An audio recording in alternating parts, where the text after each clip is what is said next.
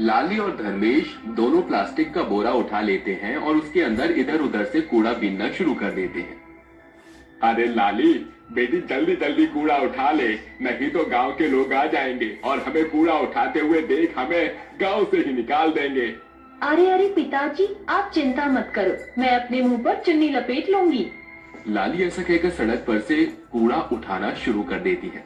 वहीं उसके पिता धर्मेश भी कूड़ा उठाते हैं। देखते ही देखते वो अपने बोरे के अंदर कई सारा प्लास्टिक और कूड़ा जमा कर लेते हैं। अरे लाली, जितना हुआ उतना ही काफी है, अब हम इसे बेच देते हैं। धर्मेश और लाली दोनों बाप बेटी मिलकर इकट्ठा किया हुआ कूड़ा एक कबाड़ी की दुकान पर ले जाते हैं, जहां वो प्लास्टिक और गत्ता अलग अलग छांट कर बेचना शुरू कर देते हैं, जिसके चलते उन्हें कबाड़ी वाला 50 रुपए दे देता है। चलो अच्छा हुआ, कुछ पैसे तो मिले, अब हम इन पैसों से तुम्हारी माँ की दवाई ले आएंगे। लाली और धर्मेश दोनों एक मेडिकल स्टोर से दवाइयां खरीदते हैं और वापस अपने टूटे फूटे घर में पहुंच जाते हैं, जिसके बाद वो अपनी पत्नी केसरी को दवाइयां देते हुए कहता है, केसरी, ये लो दवाई खा लो, तुम दवाई खाकर जल्दी से ठीक हो जाओगी। धर्मेश के कहने पर केसरी दवाई खा लेती है। अजी, आपके पास तो दवाई लाने के बिल्कुल पैसे भी नहीं थे, फिर आप ये दवाई कहाँ से लेकर आए हो? केसरी के ऐसा पूछते ही धर्मेश की आंखों में आंसू आ जाते हैं। तभी लाली कहती है, माँ, आज हमने कूड़ा बीना था, जिसके चलते हमें 50 रुपए मिले, हम उन पैसों से आपकी दवाई लेकर आए हैं माँ। ये सुनते ही केसरी रोने लगती है और उसे कुछ समझ नहीं आता। तभी उनके दरवाजे पर गांव के लोग पत्थर मारना शुरू कर देते हैं। अरे बाहर निकल धर्मेश, तेरी हिम्मत कैसे हुई इस घर में रहने की? अरे इन गंदे लोगों को इस गांव में रहने का कोई अधिकार नहीं है, इन्हें अभी के अभी यहाँ से निकालो। जैसे ही धर्मेश लाली के साथ बाहर आता है, गांव के सभी लोग उसे गांव छोड़ने के लिए कहते हैं। आज सुबह ही गांव के एक आदमी ने तुझे और तेरी बेटी को सड़क पर कूड़ा बीनते हुए देखा है। अब तू इस घर में एक पल भी नहीं रह सकता, अभी के अभी इस घर से निकल जा। मुझे माफ कर दो, मेरी कोई गलती नहीं है। अगर मैं ये काम नहीं करता तो मेरी पत्नी मर जाती, मुझे दवाइयों की सख्त जरूरत थी। एक इंसान इस घर में नहीं रह सकता, अभी के अभी इस घर को छोड़कर चला जा। गांव के सभी लोग उन्हें वहां से निकाल देते हैं, जिसके बाद धर्मेश अपनी पत्नी और अपनी बेटी को लेकर यहाँ से वहां भटकने लगता है। तभी उसे एक कूड़े का खदान दिखाई देता है।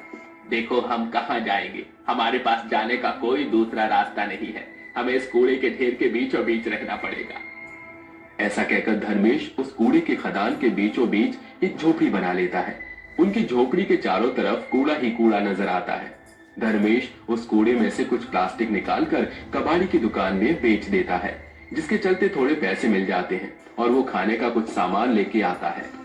लाली, लाली इसे बना ले। लाली फौरन चारों तरफ से थोड़ा बहुत साफ करती है और एक चूल्हा बनाकर उस पर खाना बनाना शुरू कर देती है। खाना बनने के बाद सभी लोग वहीं बैठकर खाना खाते हैं। तभी वहां पर एक गाय कूड़ा कचरा खाते खाते वहां पहुंच जाती है। हे भगवान, जरा देखिए, वो बेचारी गाय भूखी प्यासी कूड़ा कचरा खा रही है, हमें अपने अपने हिस्से से थोड़ा बहुत खाना उसे भी दे देना। केसरी की बात मानकर धर्मेश अपने हिस्से का सारा खाना उस बेचारी गाय को दे देता है, जिसके बाद वो गाय खाना खाने के अचानक से देवी के रूप में बदल जाती है। मैं एक देवी हूँ और तुम्हारी परीक्षा लेने के लिए यहाँ पर आई थी। तुम लोग बहुत अच्छे हो, मैं तुमसे बहुत प्रसन्न हुई। आज के बाद तुम लोग कभी गरीब नहीं रहोगे। तुम्हारी ये झोपड़ी आज से मामूली झोपड़ी नहीं, बल्कि एक जादुई झोपड़ी होगी। जो तुम इससे मांगोगे तुम्हें वो सब मिल जाएगा। ऐसा कहने के बाद देवी माँ वहाँ से गायब हो जाती है। क्या सच में अब हमारी ये झोपड़ी मामूली सी झोपड़ी नहीं बल्कि जादू झोपड़ी है? अगर मैं इससे ढेर सारा पैसा मांगूंगी तो क्या ये झोपड़ी हमें दे देगी? लाली के इतना कहते ही झोपड़ी के अंदर से कई सारे पैसे निकल आते हैं, जिन्हें देखकर लाली, धर्मेश और केसरी हैरान रह जाते हैं। अरे वाह, मुझे तो यकीन ही नहीं होता, देवी माँ का ये वरदान सच हो गया। ये झोपड़ी आज की जादू की झोपड़ी बन गई। धर्मेश पैसों से अपने लिए एक मकान बनाता है, जिसमें वो अपने परिवार के साथ रहने लगता है। एक दिन उनके घर में खाने के लिए कुछ नहीं होता। वो जादुई झोपड़ी के पास जाता है। ए जादुई झोपड़ी, हमारे पास खाने के लिए कुछ भी नहीं है, हमें ढेर सारा खाना दे दो ताकि हम उस खाने को खा सकें और गरीबों में बांट सकें। धर्मेश के इतना कहते ही जादुई झोपड़ी के अंदर से ढेर सारा खाना निकलकर प्रकट हो जाता है, जिसके बाद धर्मेश उस खाने को ले जाता है और अपनी पत्नी और अपनी बेटी लाली को खिलाता है। बचा हुआ खाना वो मंदिर के बाहर कुछ गरीब लोगों में बांट देता है। अरे भगवान तुम्हारा भला करे, अरे तुम सदा ऐसे ही लोगों की मदद करते रहो। आज तुमने कई गरीबों को खाना खिलाकर बहुत अच्छा काम किया है। भगवान तुम्हारा संसार ऐसे ही सुखी रखे। लोगों की दुआ लेकर धर्मेश वापस अपने घर आ जाता है, जिसके बाद उसकी सभी परेशानियां दूर होने लगती हैं। एक दिन उसके मन में एक ख्याल आता है, क्यों ना मैं इस कचरे वाली जमीन को ही खरीद लूं, लेकिन उसके लिए मुझे बहुत सारा पैसा चाहिए होगा। ऐसा सोचकर धर्मेश अपनी जादुई झोपड़ी के पास जाता है और कहता है, मुझे ये कचरे की जमीन खरीदनी है, जिसके लिए मुझे बहुत सारे पैसे चाहिए। क्या जादुई झोपड़ी मुझे बहुत सारे सोने के सिक्के मिल सकते हैं?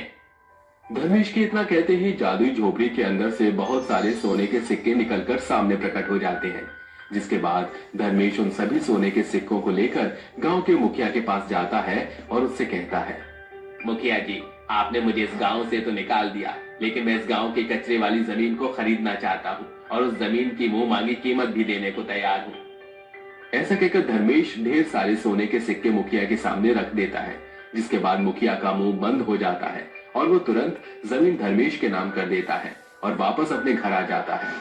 पिताजी, ये आपके हाथों में किस चीज के पेपर है? बिटिया, मेरे हाथ में ये उस जमीन के पेपर है जिस जमीन पर हमारी जादुई झोपड़ी है। आज के बाद हमारी जादुई झोपड़ी को कोई खराब नहीं कर सकता। हम जब चाहें उससे कुछ भी ले सकते हैं। ये सुनने के बाद लाली बहुत खुश होती है, जिसके बाद धर्मेश कूड़े कचरे का बहुत बड़ा बिजनेस शुरू कर देता है और कूड़े कचरे को रिसाइकिल करके बहुत पैसा कमाता है, जिसके चलते वो बहुत अमीर हो जाता है। अब उस गांव में कोई भी कूड़ा कचरा बेचता या कूड़े कचरे का काम करता तो गांव वाले उसे बाहर नहीं निकालते, क्योंकि गांव वाले समझ जाते हैं कि कोई भी काम छोटा या बड़ा नहीं होता, सिर्फ काम करने की अच्छी लगन होनी चाहिए। इंसान हर काम में अपनी तरक्की कर सकता है। ये कहानी